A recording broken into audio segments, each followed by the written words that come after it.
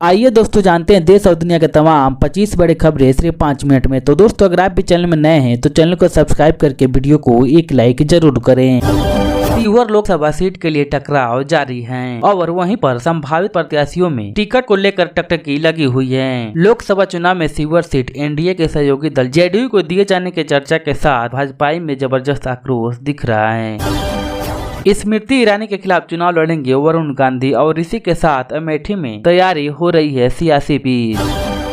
आगामी लोकसभा चुनाव को मद्देनजर रखते हुए समाजवादी पार्टी ने शुक्रवार को अपने उम्मीदवारों की चौथी सूची जारी कर दी है। इस पार्टी में 6 उम्मीदवारों का ऐलान किया गया है। आपको बताना चाहूंगा कि सूची में सपा ने भदोही लोकसभा सीट ममता बनर्जी की पार्टी मृत मूल कांग्रेस के लिए छोड़ी है। सियासी दलों द्वारा लोकसभा चुनाव की तैयारियों की अंतिम रूप दिया जाने लगा है। इसी क्रम में सत्ताधारी भाजपा की यादव बहुल इटावा, फिरोजाबाद, मैनपुर, एटा, फारुखाबाद और कन्नौज संसदीय सीटों पर परचम लहराने के लिए खास तैयारी में जुटी हुई है। भारत और चीन के बीच संबंध पिछले कुछ सालों से अस्थिरता से भर रहे हैं। दोनों देशों के बीच संबंध गलवान घाटी के हिंसक झड़प के बाद काफी कमजोर हुए हैं। अमेरिकी खुफिया एजेंसी की रिपोर्ट के मुताबिक आने वाले वक्त में दोनों देशों के बीच तनाव की स्थिरता बन सकती है और ये तनाव आगे चलकर एक बड़े युद्ध में बदल सकता है।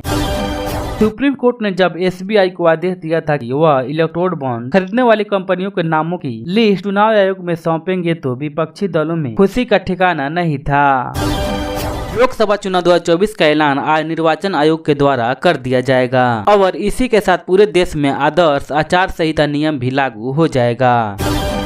ईडी ने दिल्ली अकबरी नीति से जुड़े मनी लॉन्ड्रिंग मामले में तेलंगाना के पूर्व मुख्यमंत्री चंद्रशेखर राव के बेटी कविता को गिरफ्तार कर लिया है। गिरफ्तारी करने के बाद कविता को दिल्ली लाया गया है, जहां पर उनसे दिल्ली अकबरी नीति से जुड़े मनी लॉन्ड्रिंग मामले के बारे में पूछताछ की जाएगी। प्रधानमंत्री नरेंद्र मोदी देश में होने वाले आम चुनाव में भारतीय जनता पार्टी राष्ट्रीय जनतांत्रिक गठबंधन को प्रचंड जीत दिलाने के लिए दक्षिण भारत के चुनावी दौरे पर गए हैं।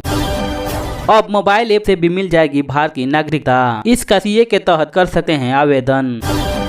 भारतीय सेना की ताकत देखने के बाद पाकिस्तान में डर का माहौल। ऐसा लगता है कि पोखरण में भारतीय मिलिट्री की एक्सरसाइज को पाकिस्तानियों ने काफी करीब से देख लिया। इसीलिए पाकिस्तानियों को अब अपनी हैसियत और क्षमता का सही पता चल गया है। सोमालिया के तट पर एक बंगाली जहाज को समुद्री लुटेरों ने लूटने का प्रयास किया है। हालांकि इस मामले में मदद के लिए SOS मिलने के बाद भारतीय नौसेना तुरंत सहायता के लिए रवाना हो गई।